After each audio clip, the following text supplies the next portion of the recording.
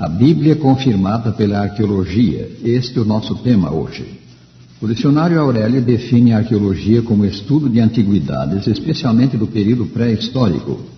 A arqueologia moderna começou quando cerca de 100 sábios franceses acompanharam Napoleão na sua invasão do Egito em 1798 e, admirando os antigos monumentos naquele país, escreveram descrições dos mesmos, copiaram textos e prepararam ilustrações em aquarela.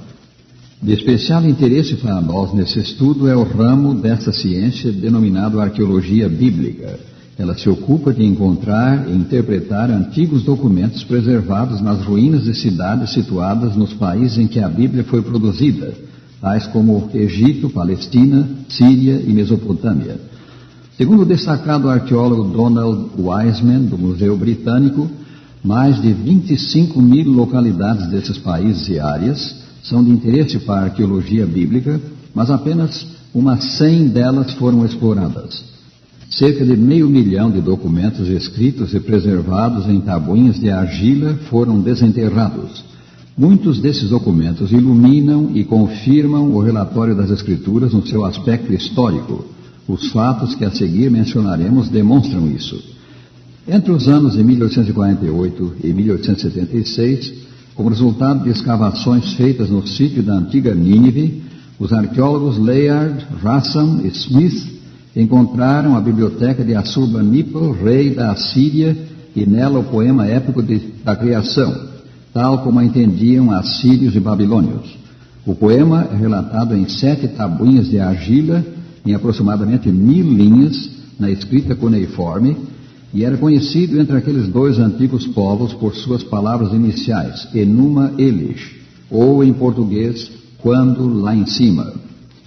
A versão babilônica da criação segue, como a narração bíblica do mesmo acontecimento, a seguinte ordem: primeiro, o caos primitivo; segundo, o começo da luz; terceiro, a criação do firmamento; quarto, o aparecimento da terra seca; quinto, a criação de luminares; sexto, a criação do homem; sétimo, a divindade repousa. Na 6ª tabuinha é descrita a criação do homem pelo principal deus dos babilônios, Marduk, que declara: sangue eu formarei e farei que exista osso. Então eu comporei Lulu. Lulu é a palavra suméria para homem. Homem será o seu nome. Sim, eu criarei Lulu, o homem. Sobre ele será imposto o serviço dos deuses, para que estes possam descansar. Documentos na língua suméria, a mais antiga língua reduzida à forma escrita, falam também da criação, e um deles descreve uma mulher especialmente criada, de nome Ninki, palavra que tanto pode ser traduzida pela expressão a mulher da costela, como a mulher que faz viver. Isto bem pode referir-se à nossa primeira mãe, que Deus formou de uma costela de Adão, Gênesis 2:22, e que Adão chamou Eva por ser a mãe de todos os seres humanos, Gênesis 3, versículo 20. Outro poema épico, a Epopeia de Gilgamesh, dá-nos a versão babilônica do dilúvio. Esse poema foi igualmente encontrado nas ruínas da biblioteca de Assurbanipal. Gilgamesh, um dos heróis do poema, era rei lendário de Uruk, cidade da Mesopotâmia. O outro herói era Utnapishtim, o Noé do dilúvio segundo a versão babilônica. Utnapishtim, cumprindo a ordem do deus Ea, construiu um gigantesco navio cúbico com 60 metros de cada lado e outros tantos de altura. Tinha o navio 7 andares e cada andar 9 salas. Enquanto a arca de Noé deslocava 43.300 toneladas, esse navio deslocava 228.500. Nele, Utnapishtim colocou todo o seu ouro e toda a sua prata, igualmente os seres vivos. Então embarcou nele, juntamente com a família e parentes. O tempo indicado para o dilúvio chegou. À tardinha desabou uma pavorosa tempestade. Até os deuses que ordenaram o dilúvio ficaram aterrorizados. A epopeia de Gilgamesh assim descreve o cataclismo. 6 dias e 6 noites o vento e o dilúvio assolaram, o furacão devastou a terra. Quando chegou o 7º dia, o furacão, o dilúvio, o choque da batalha foram paralisados. forças que tinham castigado como um exército. O mar se fez calmo, o ciclone parou, o dilúvio cessou. Eu olhei o mar e o som das vozes terminara. Toda a humanidade em barro se tornara. O barco aterrou no monte Nizir, situado a oriente de Mossul, próximo ao rio chamado Pequeno Zab. No 7º dia, o Napishtim soltou uma pomba que a ele voltou por não achar lugar onde pousar o pé. De igual modo, uma andorinha que também voltou. Mas um corvo que soltou viu que as águas diminuíram, patinhou na lama e não voltou. Então ele ofereceu sacrifício aos deuses no topo da montanha. Sentindo o suave cheiro do sacrifício, os deuses aí se ajuntaram quais moscas. As duas versões do dilúvio, a bíblica e a babilônica, têm muitas dessemelhanças, mas também várias notáveis semelhanças como estas.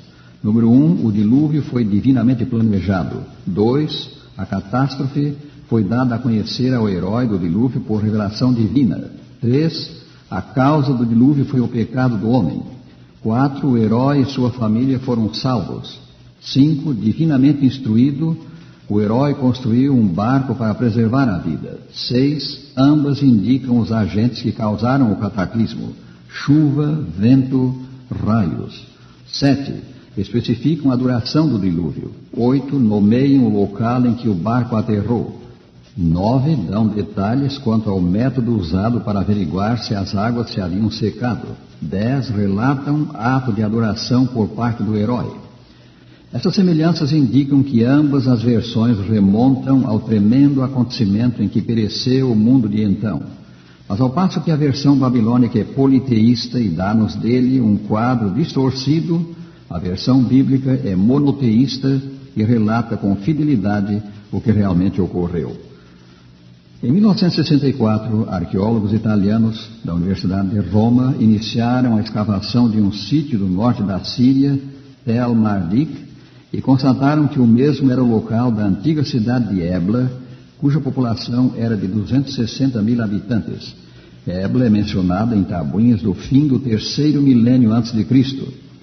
Cerca de 20 mil tabuinhas de argila foram aí encontradas. Uma delas, que recebeu o número 1860, contém os nomes das 5 cidades da planície, referidas em Gênesis 14, e na mesma ordem em que a Bíblia as menciona: Sodoma, Gomorra, Admá, Zeboim e Belá. Gênesis 14, versículo 2. Mais, o documento menciona o rei de Gomorra, Birsa.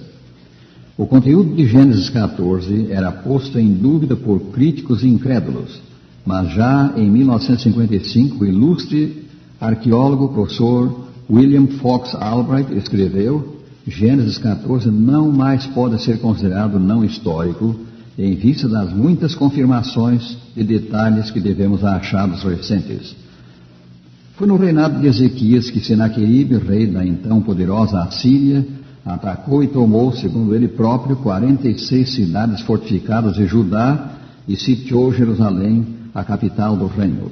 Ezequias resistiu e, pelo seu representante, Senaqueribe disse ao povo da cidade: Não deis ouvidos a Ezequias, porque vos engana dizendo: O Senhor nos livrará. Segundo Reis 18, 32 a 35.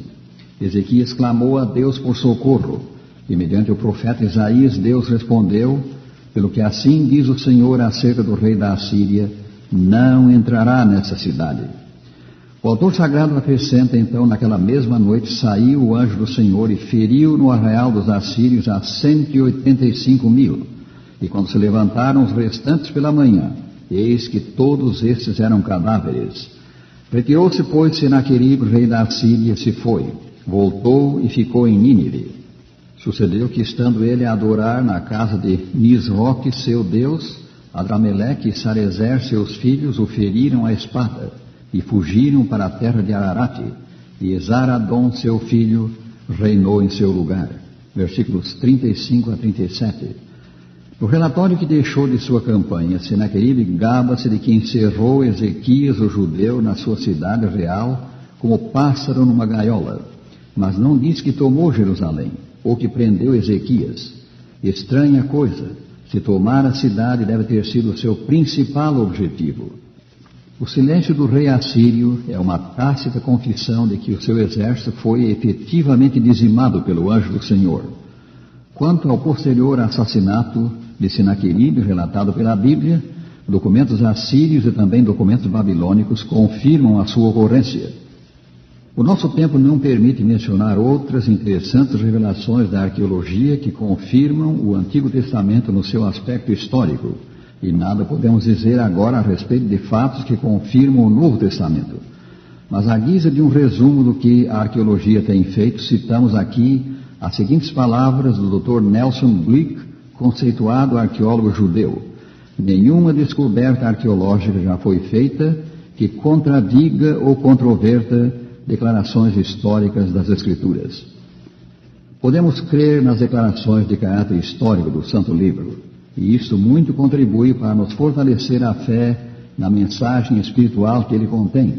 Sim, no Salvador que ele anuncia, o Senhor Jesus Cristo, a respeito de quem o livro diz, 1 São João 5, 11 e 12, e o testemunho é esse que Deus nos deu a vida eterna, e essa vida está no seu Filho. Aquele que tem o Filho tem a vida. Aquele que não tem o Filho de Deus não tem a vida.